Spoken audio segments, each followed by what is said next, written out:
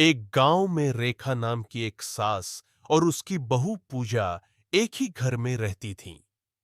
रेखा बहुत अनुशासन प्रिय और पारंपरिक महिला थीं, जबकि पूजा पढ़ी लिखी और आधुनिक सोच की थी। दोनों के विचारों में जमीन आसमान का फर्क था।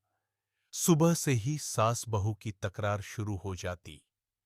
रेखा चाहती थी कि पूजा घूंघट डाले, समय पर उठे और घर के सारे काम करे, लेकिन पूजा चाहती थी कि उसे थोड़ी आजादी मिले और वह अपने तरीके से जीवन जिए। बात बात पर दोनों में बहस हो जाती। एक दिन बात इतनी बढ़ गई कि पूजा ने अपने पति से कहा। या तो मैं इस घर में रहूंगी या आपकी माँ। पति परेशान हो गया। वह अपनी मां और पत्नी दोनों से बहुत प्यार करता था।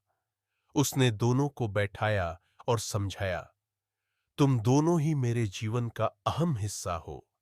अगर हम एक दूसरे की सोच को समझें और थोड़ी सहनशीलता दिखाएं, तो यह घर स्वर्ग बन सकता है। रेखा ने पूजा की बातों को समझने की कोशिश की और पूजा ने भी सास का सम्मान करना शुरू किया। धीरे धीरे उनके बीच की दूरियां मिटने लगी। अब वे दोनों साथ में खाना बनाती, टीवी देखती और घर के काम बांट लेती। जो घर कभी लड़ाई से गूंजता था, अब वहां हंसी की आवाज सुनाई देती थी।